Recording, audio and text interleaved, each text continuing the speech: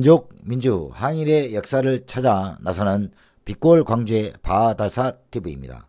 오늘은 정읍에 있는 동학농민혁명의 발자취를 찾아보고자 이쪽에 황토현 전적비와 동학농민혁명기념재단을 찾아봤는데요.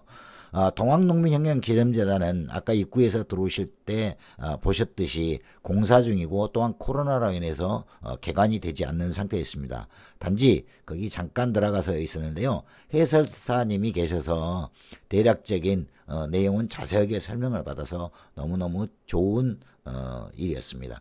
그리고 다시 저희가 찾아온 것은 지금 보시는 이 화면에 황토현 전적기인데요. 여기 역시 앞쪽에 공사 그리고 코로나로 인해서 개관을 하지 않고 있었는데 사실은 이제 들어가지는 못하지만 그래도 담장 너머로나마 볼 수 있으면 좋겠다 생각이 들어서 담장 너머로 찍게 됐습니다. 내부 모습을 이렇게 담장 넘어서라도 보니까 너무 단아한 모습이고요. 정돈이 참 잘 돼 있어서 기분이 좋았습니다. 그리고 또 하나는요, 이렇게 담장 너머로 보시면 알겠지만 깃대들이 이렇게 서 있잖아요. 그래서 그 당시에 동학농민혁명 이루어졌을 때 농민들이 들었던 깃대를 연상케 해서 더욱이나 제 가슴에 와 닿는 것 같았습니다.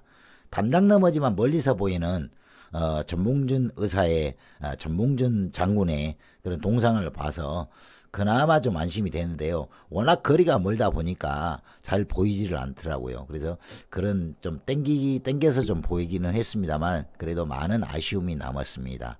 그리고 다시 앞으로 와서 보니까 아까 말한 동학농민의 기념재단 쪽에 아까 들어갔다 나왔던 데 있잖아요. 그래서 공사가 어느 정도 진척된지를 여기서 한눈에 알아볼 수 있었습니다. 자, 정면에서 보는 황토현 전적비의 문이고요. 그 다음에 이게 조그마한 표지석도 있고요. 그 다음에 우측으로 가시면 정문 우측에 보시면 넓다란 초원이 형성돼서 꽤나 보기 좋은 전경이었습니다. 다시 우측 담당 쪽으로 올라가는 길에 전봉준 장군의 동상을 찍어봤는데요. 여기서는 그래도 저쪽 좌측면보다 조금 더 가깝게 동상을 볼 수 있어서 사뭇 기분이 흐뭇했습니다.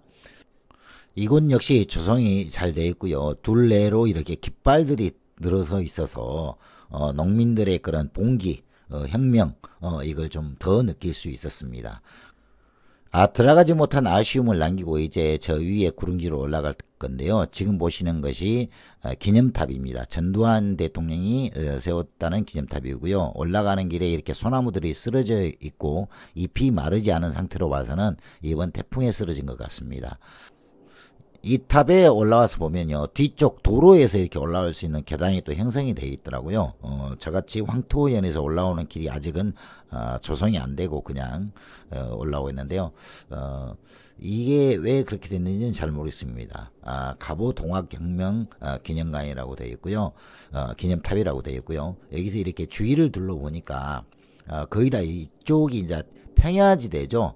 평야지 호남평야라고 부르는데 평야지대이기 때문에 곡창지대라는 것을 알 수 있고요.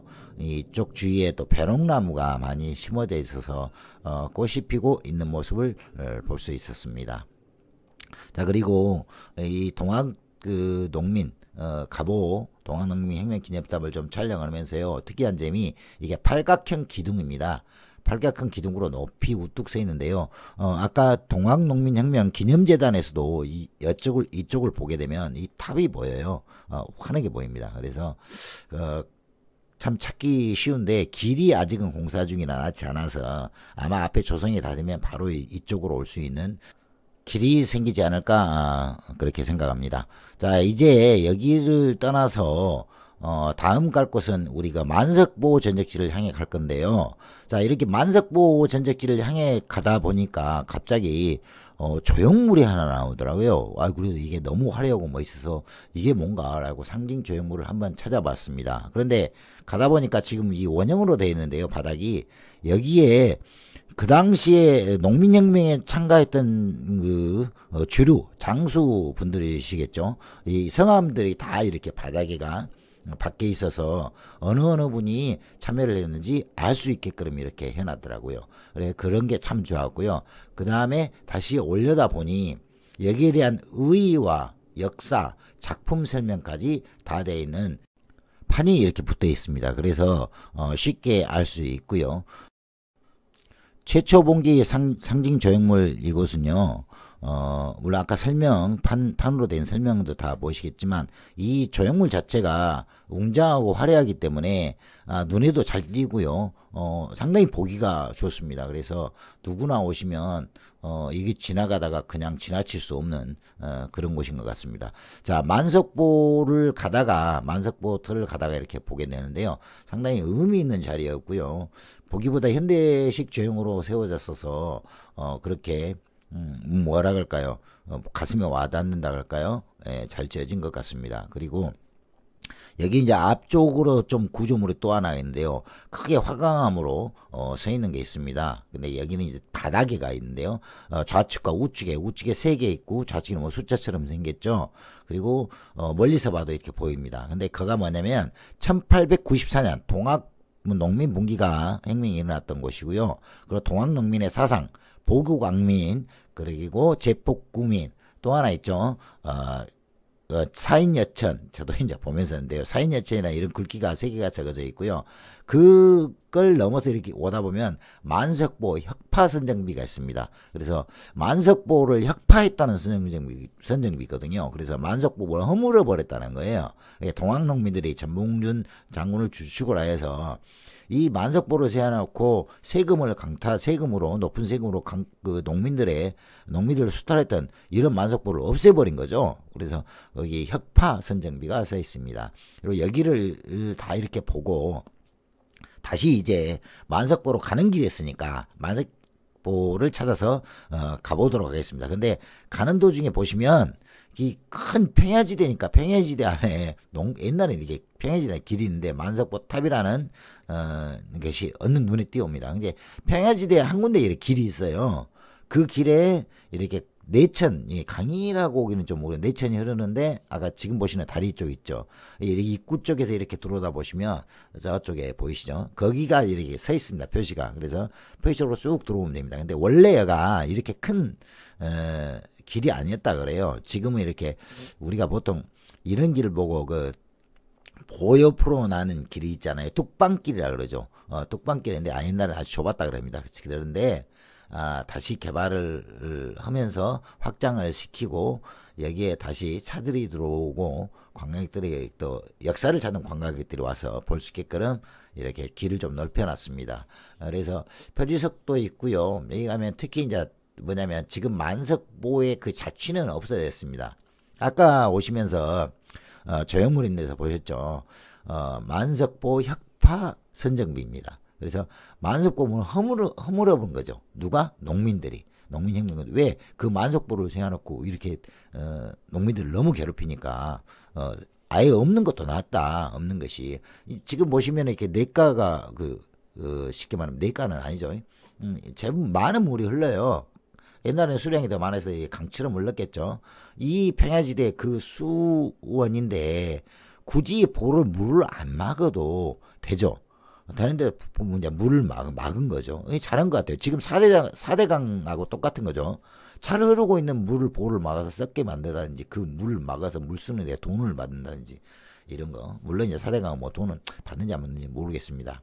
그래가 제가 이제 호남평야라 그러는데 호남평야 원래 그러고요 배틀평야라고도 하는 것 같습니다. 그래서 만석보 혁파선정비가 아까 보이고 오시면 되고요. 여기 보시면 조병갑이가 이렇게 자기들이 이렇게 먹으로 있는 북구시를 했죠. 조감도를 이렇게 해서 여기를 강을 막아라. 막아서 이렇게 물을 하라 이렇게 했답니다. 근데 이 만석보를 만드는 것도 농민들의 울력, 강제 울력이죠. 강제 울력에서 만들었고 그 만들어 놓고 난 뒤에 물 사용료를 받고 뭐 이랬다고 그래요. 그래서 농민혁명이 일어나게 된 계기가 된 거죠. 그래서 아까 말한 그가 최초 발상지가 됐습니다. 이렇게 가다 보니까 또 얘가 코스모스가 피었더라고요. 그래서 가을이 이제 왔구나 라는 생각이 들었습니다. 자, 그리고 이제 만석보를 하고 나서 과연 이런 동학혁명을 할 때 뭐가 있었을까? 제일 처음에 모의를 했지 않겠습니까? 그래서 동학혁명 모의탑을 갈 예정인데요. 가면서 전봉준 장군의 단소, 쉽게 말하면 묘소가 있는 곳을 찾아왔습니다. 이 묘소에 가면은 동학농민혁명의 전봉준 장군의 묘소를 볼 수 있는데요. 사실은 이게 전봉준 장군의 시신이 발견이 되지 않았어요. 왜 그러냐면 체포돼서 사형을 시키고 시신을 돌려주지 않아서 시신이 사라져 버렸죠. 쉽게 말하면 이 전봉준 장군 외에도 여러 명들이 같이 사형을 당했는데요. 그 모두가 다 시신을 찾을 수 없었다고 합니다. 그래서 시신이 없어서 그래도 묘소를 지으자 해가지고 가묘로 이렇게 묘소를 해서 단소를 만들어 놨죠. 예. 근데 안 좋은 점이 사실 참 아쉬운 점, 어딜 가나 제가 이렇게 역사 현장을 찾아보면 아쉬운 점이 한 가지씩 있는데요. 이 묘소 뒤에는 보통 산이 있거나 이렇게 가려져 있잖아요. 예. 근데 지금 보시면 묘소 뒤쪽으로 길이 나 있습니다. 트럭들이 다니는 길이에요. 트럭 다니고 차들이 다니는 길인데 그 점이 너무 안 좋았습니다. 보통 이렇게 이제 묘소 주변에는 시끄럽게 떠든다거나 또는 이렇게 진동이라든가 이런 것들이 사실 없어야 돼요. 근데 이제 이게 물론 이렇게 담장처럼 쌓아서 묘소를 모아놓은 담장이 있습니다. 지금 이렇게 트럭이 지나가지 않습니까? 그런 것처럼 이 진동까지는 막을 수 없거든요. 진동이 생기고 묘소에서 소리가 굉음이 들리고 진동이 생긴다는 것 자체는 묘소 주변을 좀 더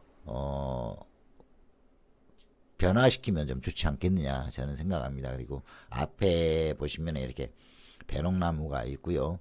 여기 역시 이제 앞쪽은 좀 산이 있는데 산이라고는 좀 그렇고요.